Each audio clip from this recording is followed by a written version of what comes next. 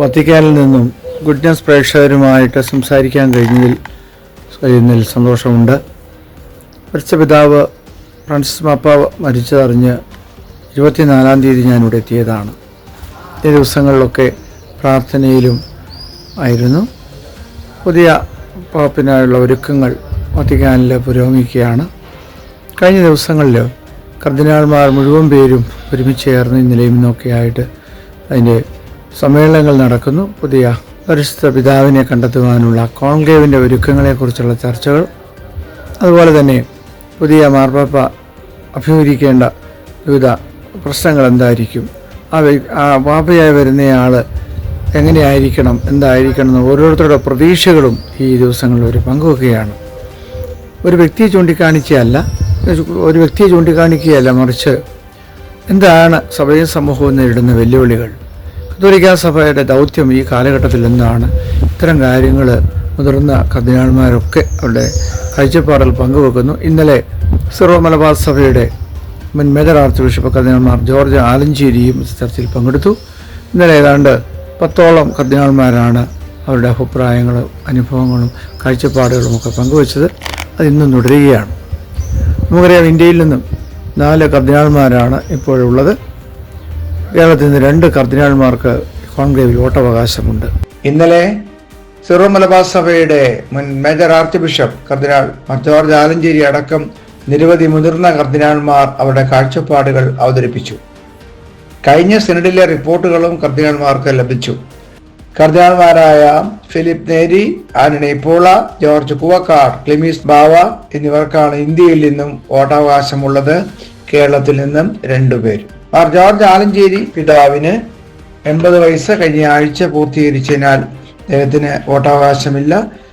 Conclave വരെയുള്ള എല്ലാ സമ്മേളനങ്ങളിലും അദ്ദേഹം പങ്കെടുത്തുകൊണ്ടിരിക്കുന്നു.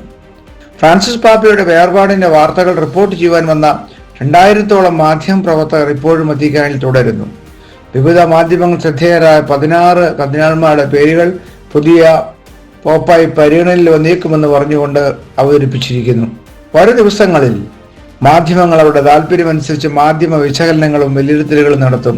എന്നാൽ ഇതൊന്നും പോപ്പ് തിരഞ്ഞെടുപ്പിനെ സ്വാധീനിക്കുകയില്ല.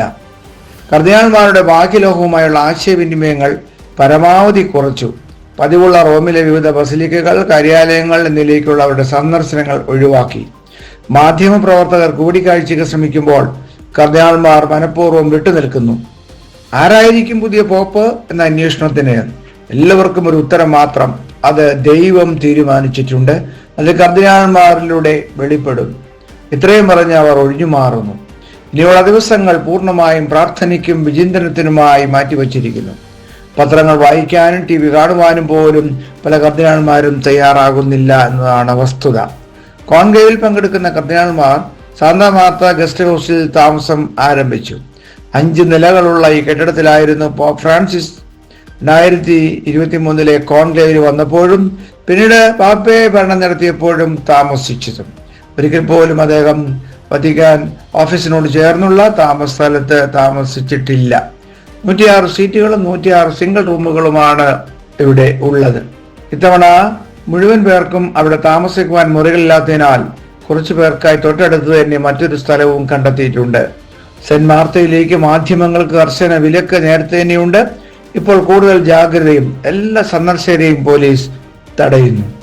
പാപ്പ പദവിയും വത്തിക്കാൻ രാജ്യത്തിന്റെ അധ്യക്ഷ ചുമതലയും ഒഴിഞ്ഞുകിടക്കുമ്പോഴും വിവിധ ഭരണ സംവിധാനങ്ങൾ കാര്യക്ഷമതയോടെ ശാന്തമായി പ്രവർത്തിക്കുന്നു, ഒന്നിനും ഒരു കുറവുമില്ലാതെ. അതാണ് കത്തോലിക്കാ സഭയും വത്തിക്കാൻ രാജ്യവും. വത്തിക്കാനിൽ നിന്നും സാബു ജോസ്.